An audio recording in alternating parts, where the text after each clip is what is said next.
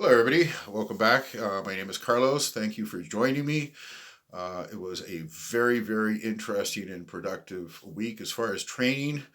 And so I just want to share some thoughts and what happened this week.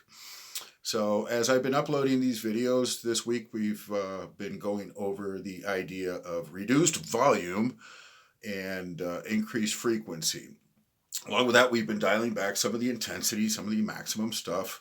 So it's like you have to take a step back so you can go forward again. And you guys that have been training for a while should know when you're feeling too fatigued to make progress. Now, one thing I find as a constant as I go through these forums and just dealing with people in the gym is that a lot of us, well, I can't include myself. I was like this, but many of us just aren't really aware of proper training. Like we've been going to the gym a long time. We know how to do a bench press. We know how to structure a routine. But I think the idea is that we're not too clear on how to achieve the goal. Now, in my particular case, I look to professional bodybuilding to get my cues on how to progress. I'm not a professional bodybuilder. I truly don't see myself ever achieving that size. I would love to, but of course, for me, I'm not going to do all the things required to, all the chemicals to get there and all the food and all that. But I take my cues from that realm.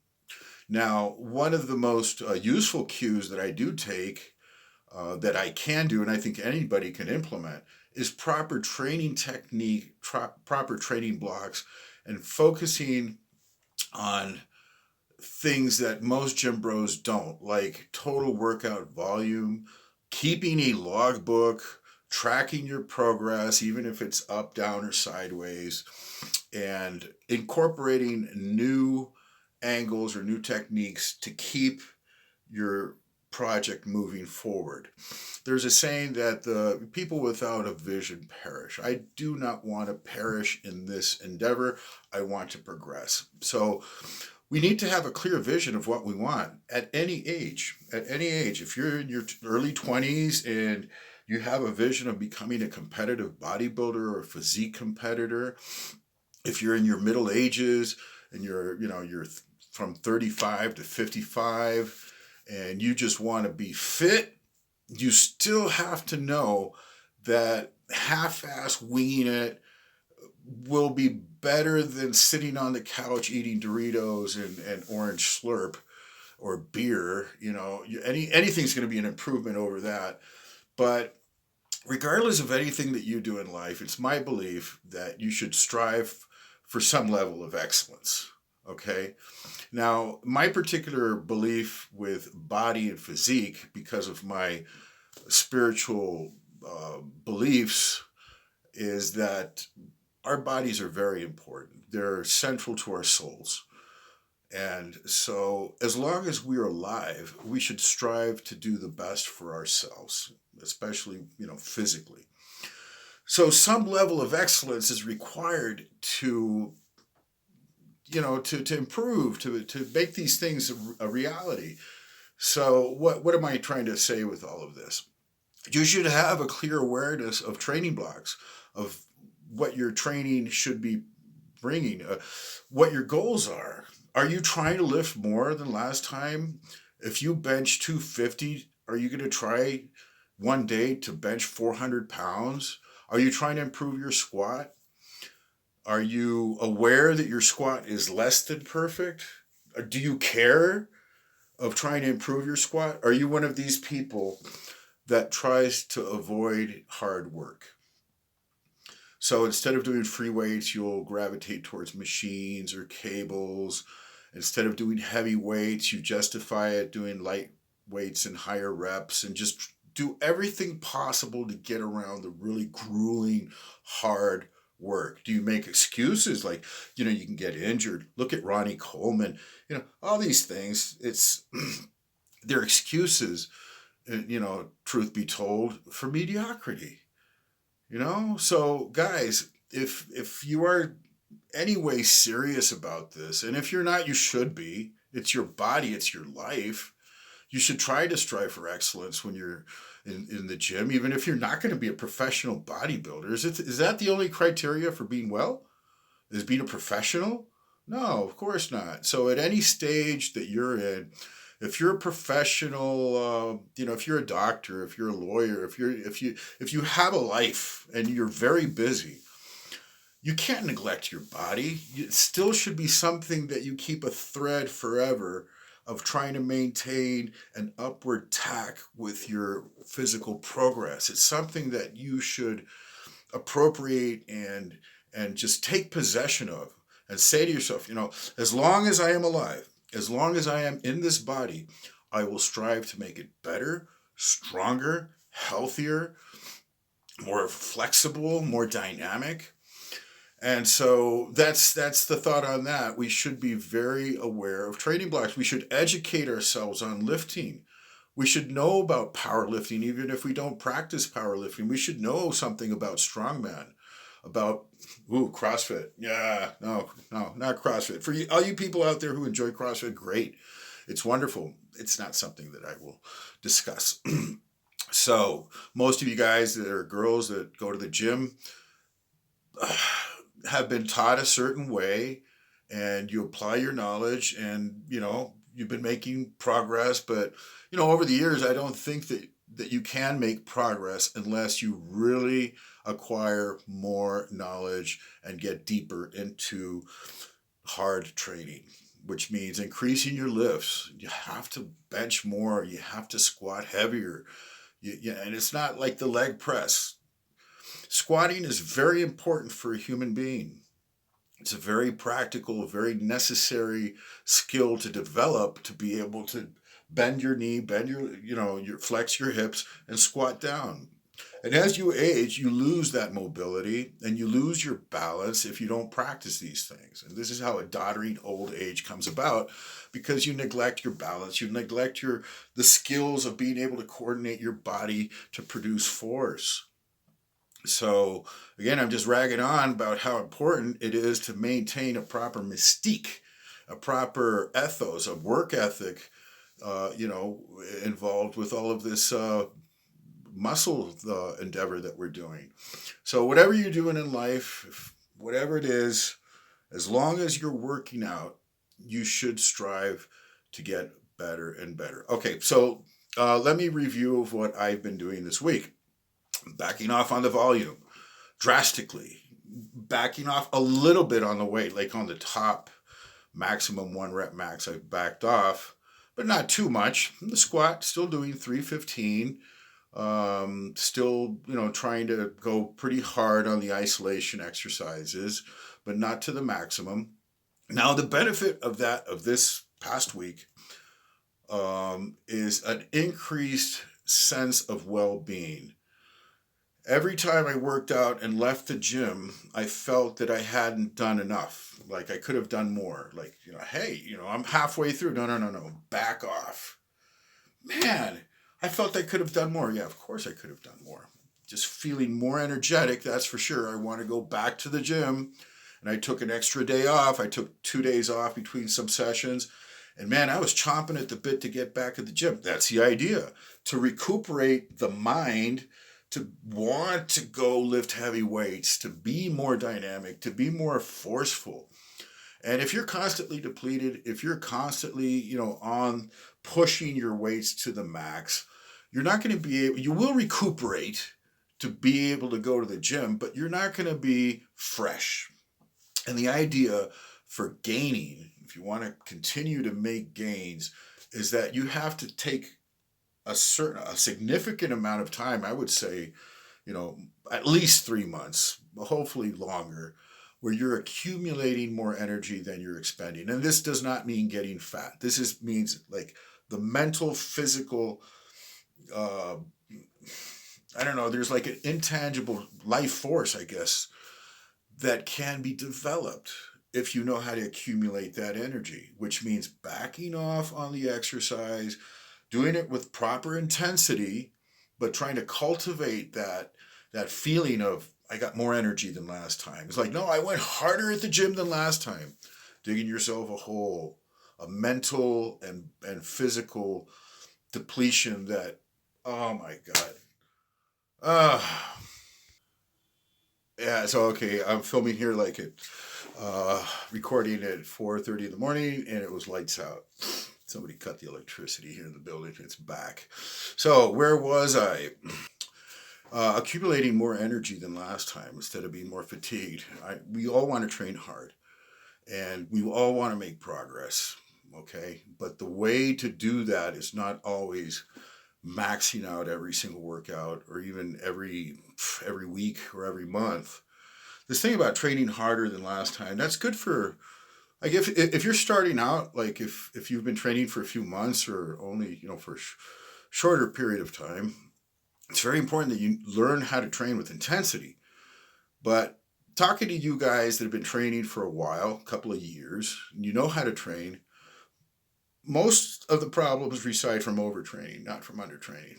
People who love to train are not going to be training less; they'll be training more. Instead of, doing 150 pounds on the bench press, they're going to be trying for 350 pounds on the bench press. It's the natural mindset of progression.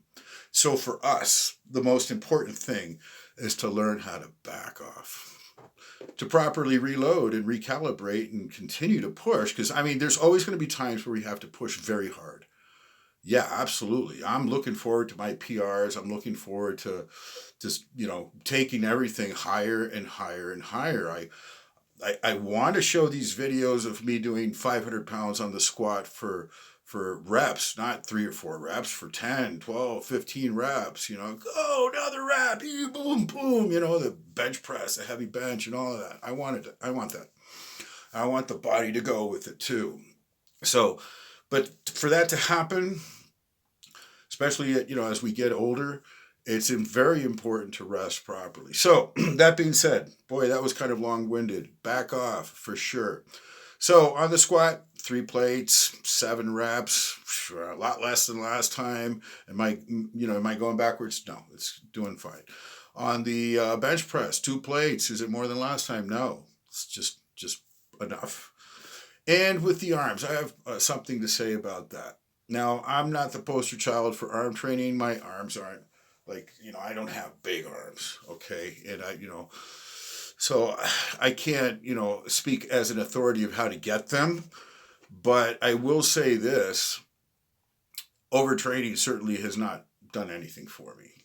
So this last session, I did 2 sets, just 2 sets. One of the on the incline bench where you lay back, your arms are back here, and super strict with the dumbbells, 35-pound dumbbells, like 10, 11 reps, and then with the barbell, 10 or 11 reps.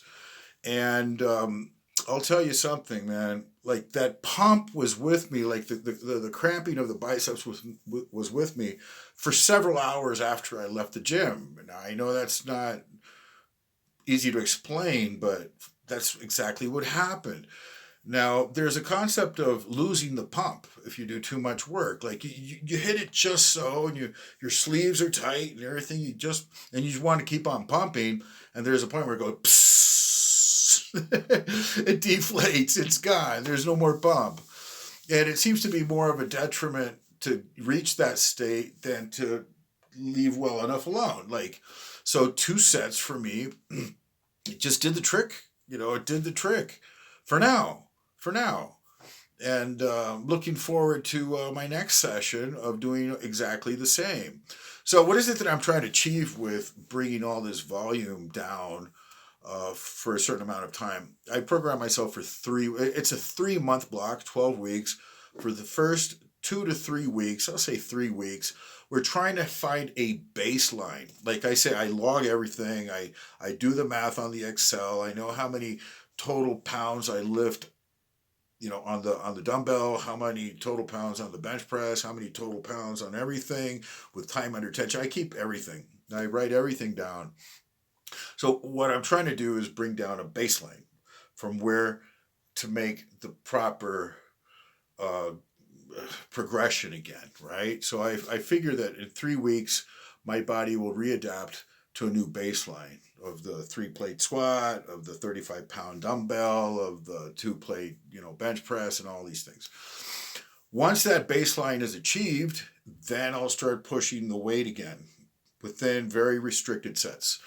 Like again, no, not increasing sets, man, not increasing sets. It'll be like 2 working sets tops per exercise, tops, sometimes even just per body part. And if I see a need to increase sets, I'll have to think about it, because first and foremost is increasing the weight. And say on the squat, like, okay, right now I'm on 315, but I know I can do 450. I do 450 on the Smith. I'll do it for 1 rep. So I gave, I put the bar really low as far as increasing the weight. So I will be pushing that pretty quickly to try to get to those top weights very soon. And I'll be pushing reps also on the back off set. I have to be very careful with the reps also, because if you take a set, like say those squats, to maximum effort on a Monday, Thursday's workout won't be repeated that same way. It'll be hard to do. Say, you go up to the 12, 15 reps with heavy weights. It's, you're maxing. It's one extra rep can be the straw that broke the camel's back as far as fatigue and recuperation. That's why it's super necessary to maintain proper parameters with the volume. You can't go nuts on one day, say, I feel great, so you blow it out. And you have to think that you're going to continue to train, and the secret is frequency. You want to be able to train frequently. Go back and do it again and again and again and again with the proper stimulation, with the proper recuperation, and keep things accumulating as far as energy. Now, the life force that I was talking about, that go get 'em, happy to be alive attitude, is what should be cultivated. It should be developed in this training block, in this time of accumulating more energy. As you become physically stronger, as you're taking more time to recuperate and rest, your life force should also be increasing. Your capacity to write, to read, to produce work, in your field, whatever it is, should be increasing. Your ability to interact with others, to produce more, to give more. The idea is to be able to give more. It's more blessed to give than to receive, right? So we want to be able to be, giving of ourselves, just producing more of ourselves. That's the idea. When you're run down on a diet, overtraining, your life takes a back seat, man. And I don't think that your goals are going to be met that way. I know it's almost like a fetish, with the bodybuilding. I'm in prep. Great, man. It's great. You're in prep. Okay. So now, I got the long face. I'm irritated. I can't do jack shit. I can't think. I can't work. I can't sleep. All I do is, eat restricted diet and overtrain. And I look like shit. I'm not saying everybody, but I see a lot of guys out there, for prep, and at the end of the day, what I see is a strung out, tired, diminished specimen of a physical being in many cases, instead of being built up, maximum. I understand that there's a stage of severe depletion that needs to take place, before the reload and all of that, but. Guys, many of the practices in modern day bodybuilding are anti-natural. There has to be a point in the future, I think, where these things can be reconciled, where maximum expression of body can be achieved without maximum abuse and ridiculous, sinful, practices. Like the gluttony is always going to be gluttony, man. You're overeating, even if it's for a competition or because you like to stuff your face, it's still gluttony. It's still going to bring, bad results to your mind, to your body, and to everything. So I don't believe that overeating, Severe overeating is good in any single case, in any case whatsoever. And this is part and parcel in bodybuilding, like the extreme drug use. Can it be moderate? I mean, is there a way to do like, no, there's no way to become an Olympian champion unless you push 5 grams of anabolic steroids. There's no way to do it with one. Man, these are things going to have to be resolved in the future. For me, not for me, thank you. I'm talking about anabolic steroids. I've used them. I use them. I'm very, very careful with them. I have a great deal of experience with them. And I've never had a problem. I'll be honest. I'm not lying. I've never had a problem in the many years that I've been exposed to these things. And, I've seen people run into problems for sure. And almost always it's due to some other underlying issue that is exacerbated by these compounds. If you have high blood pressure and you take steroids, well, you're fucked. If you have clogged arteries and you're, hereditary, you have kidney disease because of bad genes or whatever, and you take steroids, you're fucked. You have to be healthy. You have to be healthy to be able to take them. If you're not healthy, stay away from them for sure. And I do not advocate anybody, doing steroids for sure. Hey, do them. They're good for you. Find it out on yourself. I'm not pushing anything. I'm just letting you know. There's a lot of things that are extreme that don't need to be done. And not everything, that you read on the internet, so-and-so died and, these things are bad for you. Go and look at their lifestyles. Fuck all, man. It was a miracle that they didn't die sooner.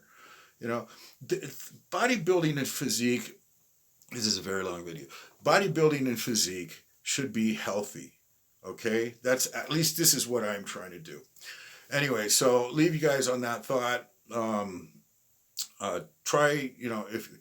Find a mission statement for your physical development. Even if it's a hobby, it's not the primary focus of your life. You can't tell me that you are not in a body and you will be so until the day you die. It's something to be taken seriously. So find a mission statement and find a vision for yourself. Find proper ways of training and try to maintain a mindset of excellence in all you do. God bless everybody, and until next time.